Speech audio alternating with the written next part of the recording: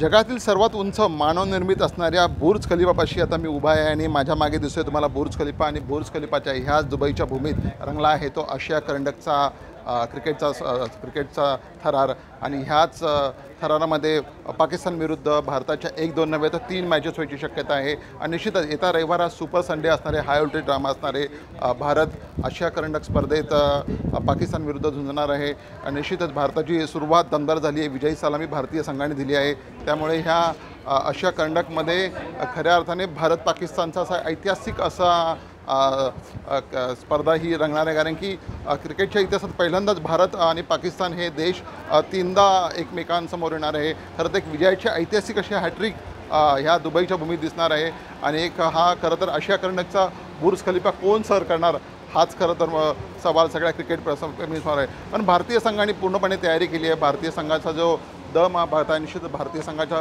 पूर्णपणे शक्तीनिशी भारतीय संघ उतरला आहे।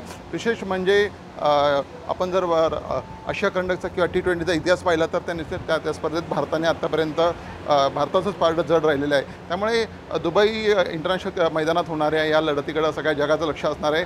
जर इथलं वातावरण म्हणाल तर 40 डिग्री सेल्सिअस आहे, त्याचा परिणाम भारतीय संघावर होण्याची शक्यता कमी आहे, कारण की भारत स्पर्धे अगोदर 8 दिवस आलेला आहे। भारताने कसून सराव केलेला आहे आणि निश्चितच जो भारताचा फॉर्म आहे निश्चितच चॅम्पियन ट्रॉफीमध्ये आपण पाकिस्तानला हरवलं होतं। भले ह्यापूर्वी जो एशिया करंडक झाला होता त्यामध्ये पाकिस्तानने आपल्याला हरवलं होतं आणि आपला आव्हान संपुष्टात आलं होतं।